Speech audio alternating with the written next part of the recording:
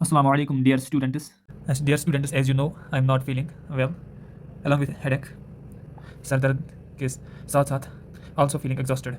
So that's why थोड़ा बहुत time लगा, क्योंकि लगातार 3 दिनों से उस तरह मैंने नींद नहीं की और न टाइम पे मैंने खाना खाया। कैटेगरी के बारे में बहुत सारे स्टूडेंट्स मैसेज कर रहे थे, बस ये मैं उनको बोलना चाहता हूँ। देखो, ओपन मेरिट के लिए 40% होता है और बाकी जो कैटेगरी होती है ना, उन सब में ओवरऑल 10% होता है। किसी में कम ज़्यादा होगा, ये एक में 8% और एक में 4%।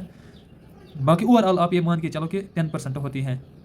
AMT श्रीनगर, देखो अगर उसकी टोटल सीट्स है ना 128, ओपन मेरिट की अगर बात करेंगे तो फिर 49 आएगा, RBI की बात करेंगे 13 आएगी, या बाकी EWS वगैरह तो 12 या SC OBC की बात करेंगे 10 सीट्स तक मतलब इस कॉलेज के लिए हैं।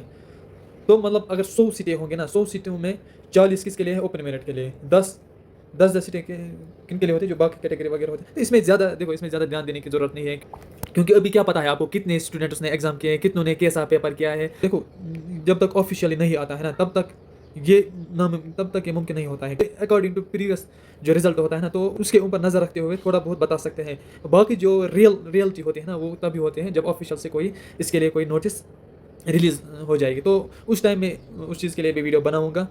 कोई भी नोटिफिकेशन इस चीज़ के लिए जब निकलेंगे ना, तो उस टाइम में उस चीज़ के लिए उस टाइम में वीडियो में समझाऊँगा।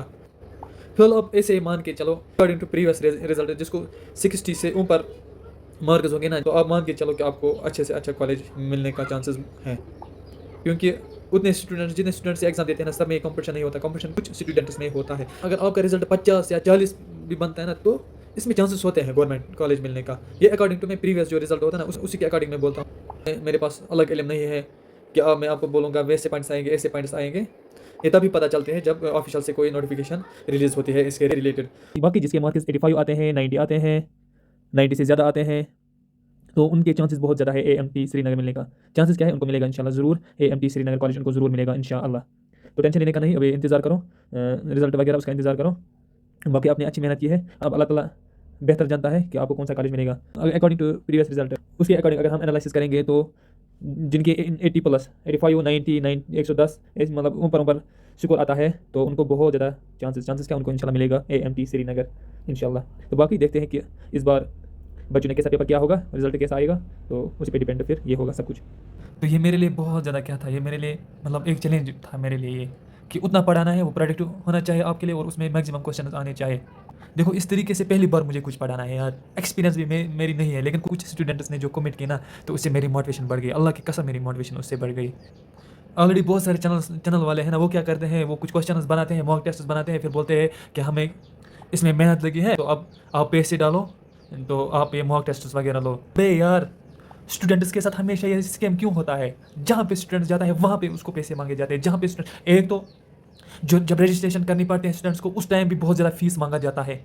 वो अलग बात थी, वो एग्जाम के रिलेटेड था। लेकिन जो भी कुछ थोड़ा बहुत पढ़ाता है ना, वो क्या, वो तीसरे दिन मांगता है कि अब पैसे कुछ ट्रांसफ़र करो, मैं आपके लिए ये बनाता हूँ। अबे क्या यार, देखो आपके पास इतना जज्बा होना चाहिए, जो स्टूडेंट्स है ना, आपको बोलने की ज़रूरत नहीं है, वो खुद आपका रिस्पेक्ट करना चाहिए, वो खुद आपके तारीफ़ करने चाहिए। अबे यार, मुझे किसी के साथ ज़िद नहीं है, लेकिन मैं ये बोल रहा हूँ, ये जो स्टूडेंट्स हैं ना, इनके साथ बहुत ज़्यादा स्कैम होता है। एक तो एग्ज़ाम लीक वगैरह होता है, दूसरा इनको घर का प्रेशर होता है, तीसरा अगर पेपर अच्छा नहीं हुआ तो 1 साल वेस्ट हो जाएगा।